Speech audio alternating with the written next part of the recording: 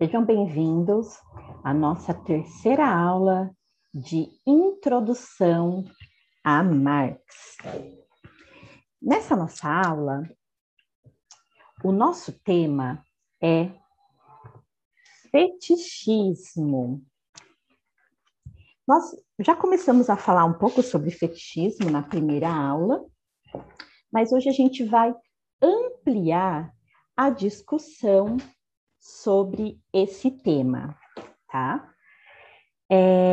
Marx coloca a questão do fetichismo para além da mercadoria.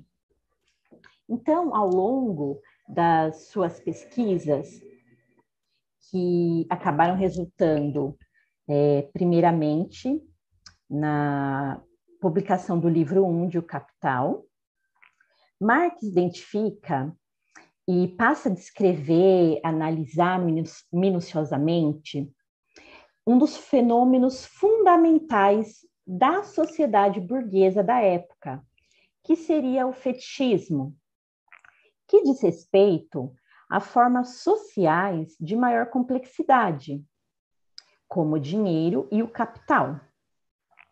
Nesse conceito, ele explica e, ao mesmo tempo, vem refutar os mecanismos que mistificam, né, que procuram, de uma forma superficial, definir esse mundo moderno, no caso, pós-revolução industrial.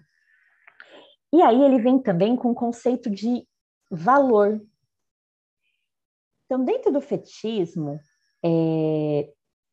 existe uma mercadoria que, para Marx, é a principal mercadoria, que é o que viabiliza todo o processo de produção, que é o trabalho humano, que acaba sendo subjetivado e colocado à margem em relação a outras mercadorias.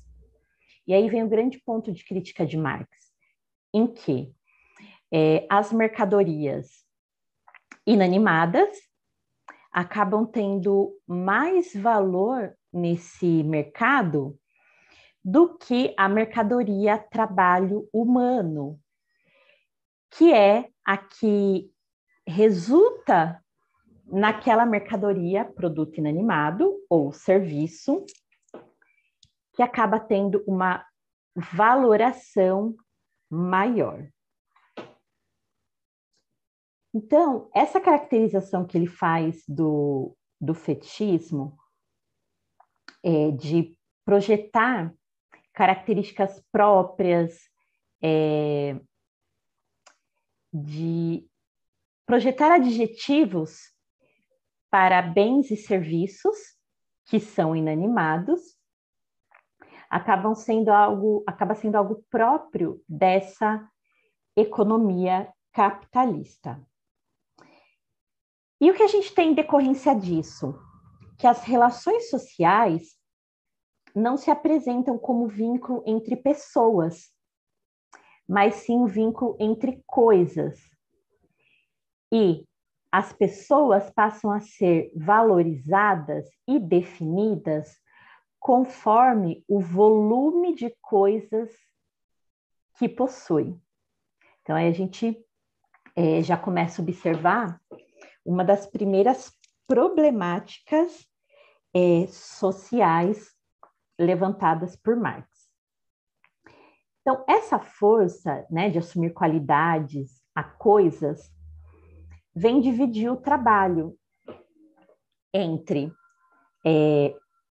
quem produz de fato essas coisas e o desejo dos consumidores. Então, como o desejo do consumidor é por coisas, consequentemente, essas coisas vão ser mais valoradas do que o trabalho humano, como eu já citei anteriormente. Então, o fetichismo empregado por Marx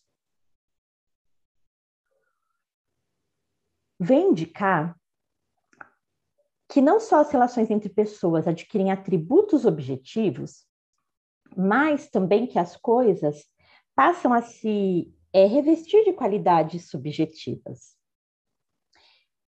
Pensando na etimologia da palavra fetiche, ela se origina da palavra feitiço, que designa que algo inanimado, após ser enfeitiçado, é dotado de poder, dotado de possibilidades que até então ele não tinha. Então, Marx traz esse conceito etimológico mesmo de fetiche, fetichismo, para mostrar que as coisas, elas não só adquirem subjetividade, mas adquirem uma importância, um poder muito maior. E, consequentemente, as relações humanas viram coisa, né? É como se revertesse, né? Invertesse as significações. Marx também afirma que nas relações sociais, os indivíduos são inconscientes de toda a dimensão dos seus atos. E aí a gente volta na conceituação de alienação, em que o sistema ele promove e reitera essa alienação.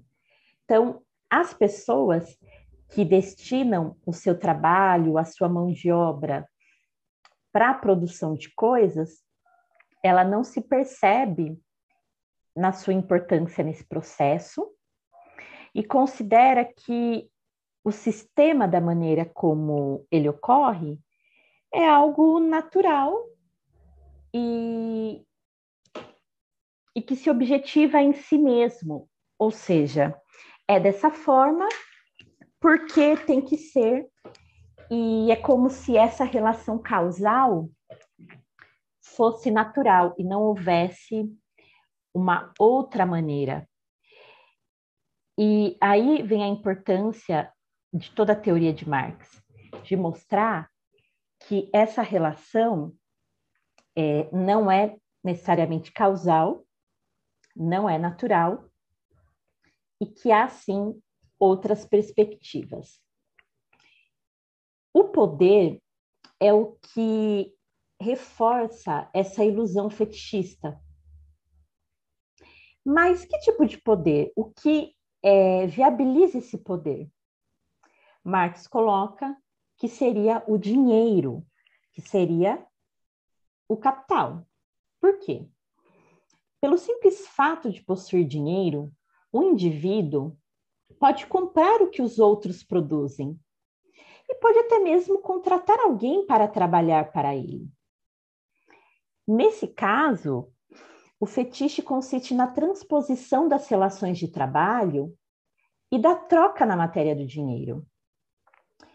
A matéria de que é feita a mercadoria, usada como dinheiro, dá poder a essa pessoa.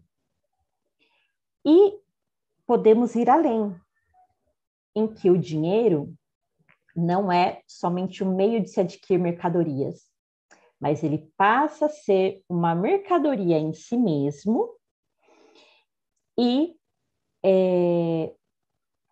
quando ele vai além, né, de meios de pagamento, ele também vem a ser uma medida de valor, na qual a mercadoria tem o seu valor, tem o seu poder equivalente à quantidade de dinheiro necessária para que se realize essa troca comercial. Né? Então, veja que o dinheiro ele vai ganhando cada vez mais contornos de subjetividade e a sua importância vai aumentando com o passar do tempo.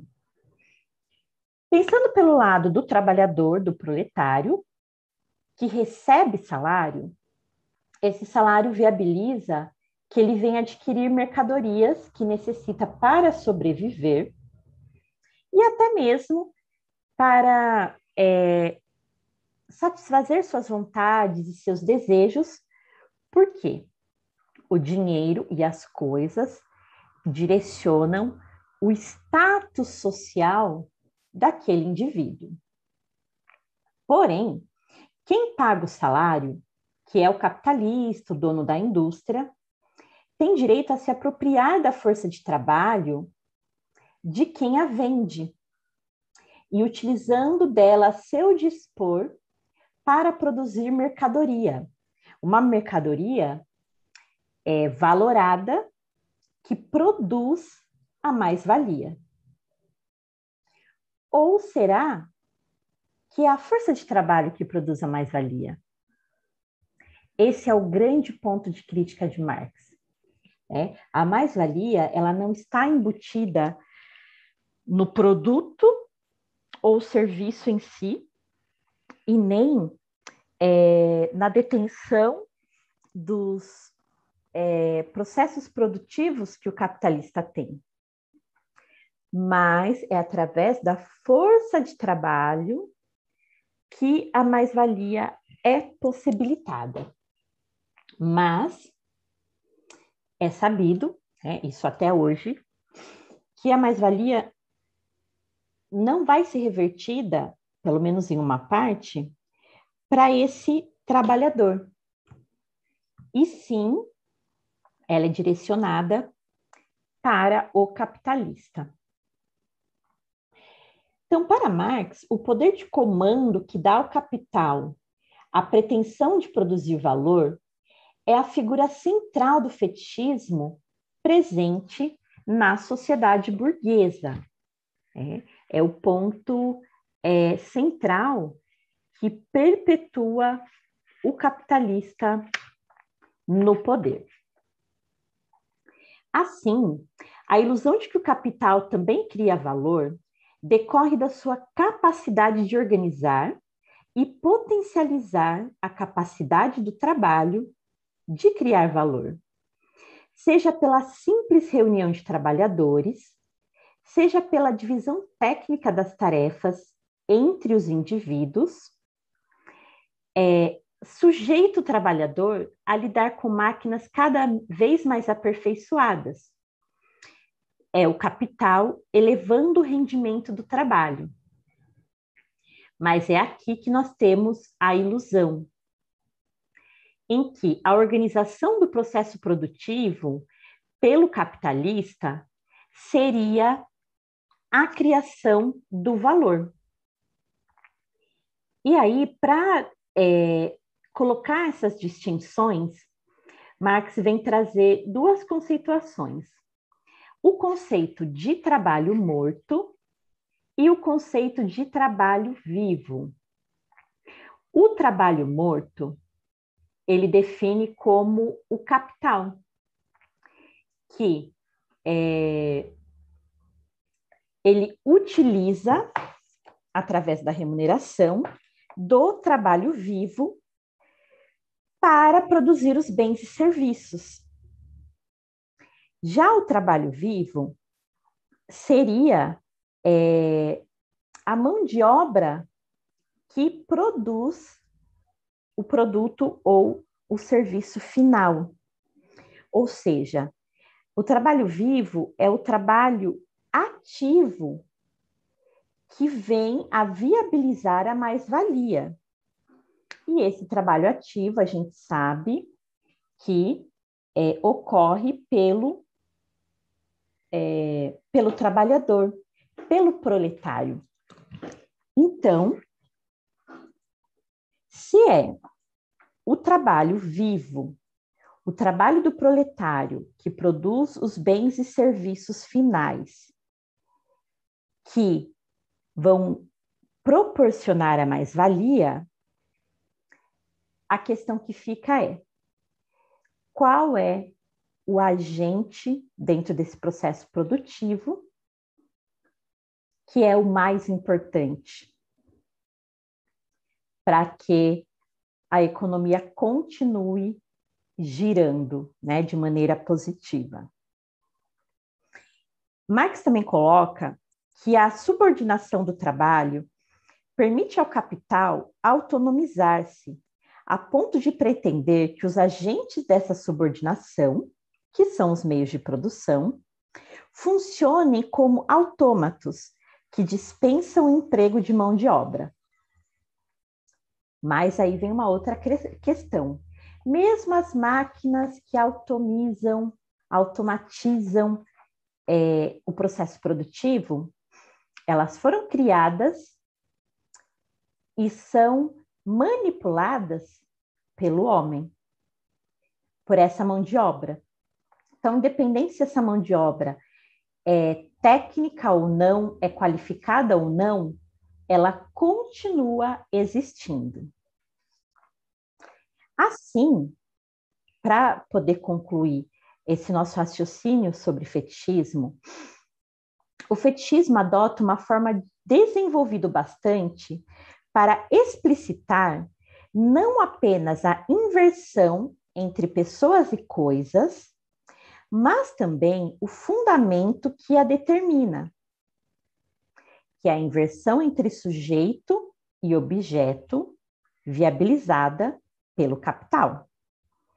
O trabalho é o verdadeiro sujeito criador de valor, mas é denominado e dominado pelo capital, sendo submetido à tirania dos meios de produção, que vem a usurpar sua posição e passam a se apresentar como sujeito que organiza e comanda o processo industrial. É a contradição que até hoje continua configurando a sociedade capitalista.